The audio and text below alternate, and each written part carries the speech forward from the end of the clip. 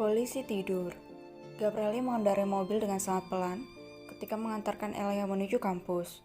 Kini Gabrieli mengambil alih tugas Jackson. Dia ingin memastikan sendiri kalau istri dan bayi-bayinya selamat sampai tujuan. Gabrieli, kalau kau mengemudikan mobil ini seperti keong, aku yakin tahun depan kita baru akan sampai di kampusnya Elia. Levita memaksa untuk ikut naik ke mobil ini karena khawatir kalau Gabrieli akan ugal-ugalan ketika berkendara. Akan tetapi yang Levita khawatirkan ternyata sangat jauh dari bayangan. Alih-alih ngawur saat berkendara, Gabrieli malah berkamuflase bak seekor siput di mana dia begitu sangat amat pelan ketika melajukan mobil. Bahkan keluar dari pekarangan rumah menuju jalan raya saja, mereka sampai menghabiskan waktu selama 5 menit. Manusia manalah yang tidak akan naik darah jika dihadapkan dengan situasi seperti ini? Apalagi setelah ini Levita dan Reinhard memiliki janji temu dengan seorang dokter spesialis kandungan. Semakinlah membuat Levita bertambah kesal. Kau jangan banyak protes, Levita. Elia istriku, dia sedang hamil 3 anakku. Sudah sewajarnya untukku benar-benar menjaga keselamatan mereka. Lagi pula siapa suruh kau ikut bersama kami? Jadi ya sudah, kau diam saja atau aku akan melemparmu keluar dari dalam mobil ini. Sahut Gabrieli sembari menginjak rem mobil ketika ada polisi tidur yang menghalangi laju mobilnya. Sret, Res, coba kau periksa apakah mobil akan mengalami guncangan kuat atau tidak jika melewati polisi tidur ini. Aku mengkhawatirkan keselamatan para bayi-bayi, perintah Gabrieli setelah menyembulkan kepalanya keluar melalui jendela. Ari yang saat itu masih berada di belakang mobil tuan mudanya pun langsung berlari keluar. Setelahnya dia berjongkok mencari tahu apakah gesekan antara ban mobil dengan polisi tidur ini bisa menimbulkan bahaya besar atau tidak. Aman tuan muda, polisi tidurnya tidak terlalu tinggi, akan tetapi Anda harus tetap melewatinya dengan sangat hati-hati. Ucap Ares setelah selesai memeriksa. Baiklah, kau tetaplah di sana untuk memberi aba-aba. Baik tuan muda. Beberapa pengendara dan juga pejalan kaki menatap heran ke arah Ares yang tengah berteriak sambil berjongkok di samping ban mobil. Mereka bingung tidak paham mengapa mobil yang begitu mewah bisa bergerak begitu lamban ketika melewati gundukan polisi tidur yang tingginya tidak seberapa.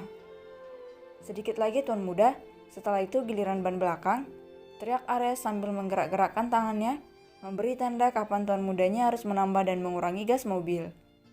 Jangan sampai salah perkiraan Res, keselamatan istri dan ketiga anakku yang dipertaruhkan.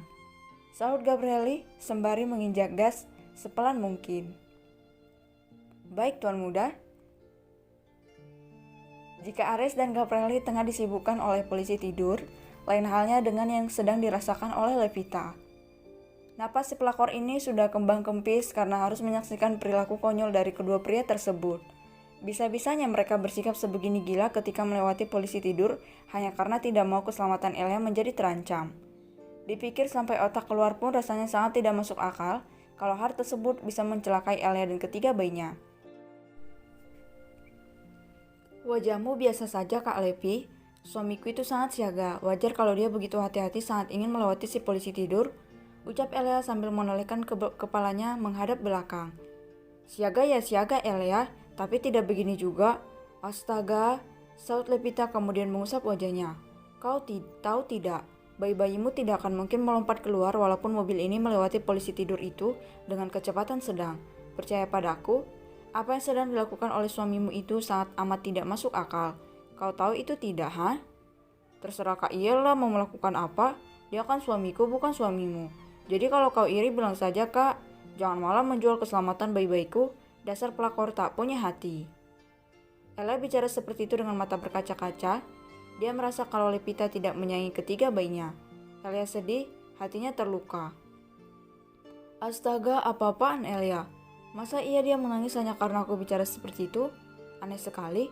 Kenapa mentalnya jadi buruk begini? Biasanya kan aku yang menangis batin gara-gara kelakuannya. Tapi kenapa sekarang jadi terbalik? Apa ini yang dimaksud hormon ibu hamil? Wah, mengerikan. Tak mau Elia benar-benar menangis, Levi dengan cepat memajukan tubuhnya ke arah kursi yang diduduki Elia kemudian mengusap kepalanya pelan. Dia kemudian memasang senyum semanis mungkin ketika Gabrieli melayangkan tatapan membunuh ke arahnya. Tunggu, setelah aku berhasil melewati polisi tidur ini dengan selamat Levita, aku akan membuat perhitungan denganmu. Beraninya kau membuat istriku menangis. Awas saja kau. Geram Gabrieli tak terima. Lemparkan Kak Levi keluar dari mobil ini saja Kak Iel. Dia jahat, timpal Elia. Yak, Gabrieli dan Elia kompak tersenyum begitu mendengar suara teriakan frustasi dari mulutnya Lepi. Setelah itu mereka diam, tak lagi menghiraukan wanita yang kini tengah bernapas dengan sangat cepat. Tuan muda, panggil Ares. Apa sudah beres? Tanya Gabrieli seraya melongokkan kepala untuk melihat ke arah bawah. Sudah tuan muda, sekarang Anda bisa kembali melanjutkan perjalanan dengan aman, jawab Ares lega. Rasanya dia seperti baru saja memindahkan batu besar dari atas tubuhnya setelah melewati bahaya besar yang disebabkan oleh polisi tidur. Benar-benar mengganggu. Res, nanti kau urus masalah ini dengan pemerintah. Setiap Elia berangkat ke kampus, dia pasti akan melewati jalanan ini. Aku tidak mau dia sampai kenapa-napa jika seandainya aku sedang tidak sempat mengantarkannya ke kampus. Kau tahu sendiri bukan kalau Jackson itu tidak bisa dipercaya? Aku khawatir dia tidak memperhatikan jalan saat sedang mengendarai mobilnya. Perintah Gabrieli sambil mengusap dagu bawahnya. Apalagi ini tuan muda, hanya karena polisi tidur Anda sampai meminta saya untuk pergi menemui pemerintah. Saya paham dan sangat mengerti kalau Anda begitu mengkhawatirkan keselamatan Nyonya Elia dan ketiga bayinya. Tapi tidak seperti ini juga. Ya Tuhan, tolong kuatkan aku. Kenapa?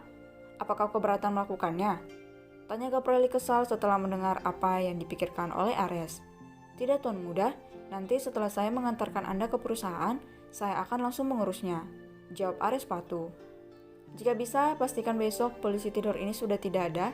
Jika masih ada, kau jangan pernah lagi menampakkan muka di hadapanku, paham? Ares mengangguk. Setelah itu dia membungkukkan tubuh ketika mobil tuan mudanya kembali melaju.